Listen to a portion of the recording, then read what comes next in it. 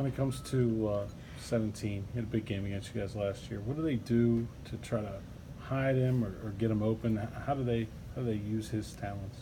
They put him all over the field. I mean, he's their utility guy, so a lot of receivers kind of stay like some receivers stay on the field side.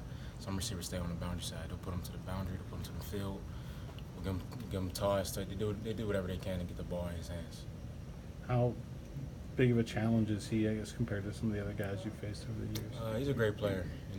He's definitely their go-to guy. So we definitely have some stuff that we want to do to make sure that we get him covered up. He certainly stands out on the field, so we'll be prepared. What's it like being the quote-unquote old man back there? Oh, man. I know that's what they call you. Yeah. But do you find yourself sort of taking more responsibility maybe than you, in previous seasons? Mm-hmm. Yeah, I enjoy it. I enjoy it. My role on the team as an older guy, they expect me to come to work every day and be able to give something to the guys. And, I try to focus on that every day. They expect me to be ready for practice, and they expect me to be ready for the games. And, I try to take my role and run with it. You know what I mean? It's my last year. So, I'm definitely trying to play my best football and give everything I have to the team. So it's good. I enjoy the role. I embrace it. Something when Avante was graduating, you knew that would be there, and you wanted to take that? Yeah. Being voted captain last year, I kind of started to kind of try to assume that leadership role. And Avante definitely helped me out. I seen him go through it as a senior. And, I definitely try to follow in his footsteps. I thought he was a great leader. He was a great leader because he loved the guys so much, and so I try to give all I got, to the guys. So. Salem was telling us last week that you only have so many Saturdays. Is that something that's really in your head right now, especially your senior year? Yeah, we talk about it with the guys all the time. We only get 12 opportunities. We work all year just to play on Saturday. We get 12 guaranteed. So every game, I've been trying to take a mental picture, soak it in. Like I said, give it all I got, but really, just kind of remember it because it is a special, time being in my senior year. Football leadership is one thing, but being the married guy on the team, do you give any relationship tips? I give a lot of relationship tips. It's funny, man. We had the senior talks, and half my talk was about my wife. You would expect it because we're in college, and a lot of guys, got girlfriends and stuff. So that comes up often. So I try to do whatever I can. I'm definitely not perfect, but. What's your number one pointer for him usually? Number one pointer is to serve your girlfriend or serve your wife. Don't look for what she can do for you. Try to do all you can do for her. Are you going to do a little column in the Pitt News? Don't call me. Does she bring some balance to your life though too? When you deal with all this stuff, you have somebody you can talk to. Yeah, no doubt. My coaches make fun of me because they say I live a different lifestyle. You know what I mean? I'm going home to her. Whenever I'm getting food from the cafeteria, I'm usually grabbing another plate for her. But she definitely brings balance. She's helped me to mature a lot because,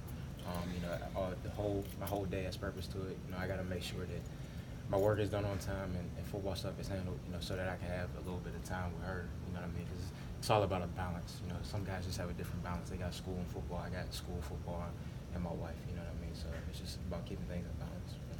Is it a topic of conversation in the locker room, the fact you guys have never beaten North Carolina since you joined the ACC? Yep, that's definitely been part of the conversation this week. Every week there's kind of something that motivates us, going into the game, and that's definitely been a part of the conversation. What are the guys saying? It's just important. It's just important to us. You know what I mean? If you haven't beat a team in 5 years, obviously, that's going to be a part of your motivation going into the game. So we're not harping on that. We're trying to, go into the game and play our best ball. We know that most of the time, we're competing against ourselves, but we certainly are aware of the fact that we haven't beaten them in a while.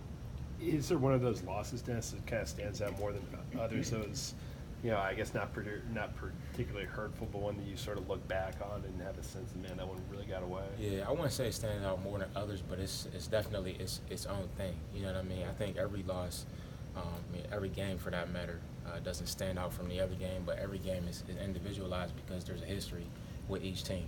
So, every game is its own entity, and we try to treat it like that and focus on the things we need to focus on for this week.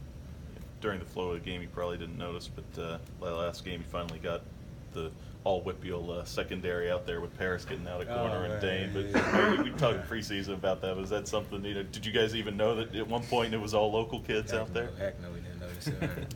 You never know. Sometimes it's just like somebody run on the field, give them a call. I don't even know who's out there sometimes. You know what I mean? But that is cool that, the guys are out there and with you.